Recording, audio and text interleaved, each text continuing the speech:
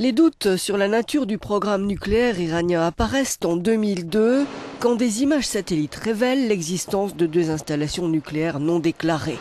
Un site souterrain d'enrichissement d'uranium à Natanz, à gauche de l'écran, et un réacteur à eau lourde à Arak, susceptible de produire des quantités significatives de plutonium. Des activités clandestines qui duraient depuis 1984 et dont on craint une finalité militaire. Après avoir annoncé que l'Iran produit de l'uranium enrichi, dont l'usage peut être civil et aussi militaire, l'AIEA signe un accord avec Téhéran en décembre 2003, autorisant l'agence onusienne à faire des inspections sur place.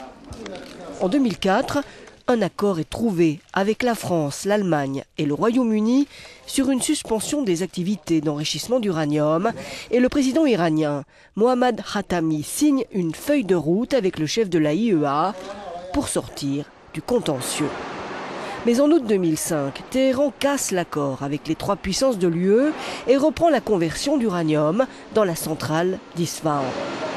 Les Européens menacent de mener l'affaire devant le Conseil de sécurité de l'ONU. L'élection de Mahmoud Ahmadinejad à la présidence de l'Iran en août 2005 ouvre une nouvelle époque de désaccord.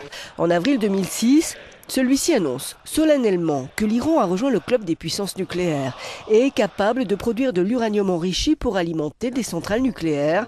Le Conseil de sécurité demande l'arrêt de l'enrichissement au plus tard le 28 avril. L'Iran refuse.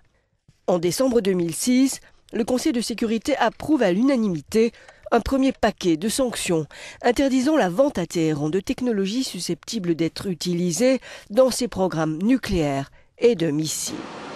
Suivent 5 années d'impasse avec encore plus de sanctions contre Téhéran.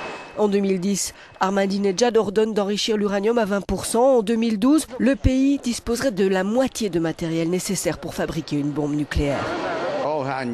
Mais l'élection du modéré Hassan Rouhani au présidentiel de 2013 ouvre une fenêtre pour trouver une issue diplomatique à la crise. Le 29 novembre 2013 à Genève, l'Iran et le groupe 5+1 signent un accord intérimaire historique qui permet de reprendre les négociations.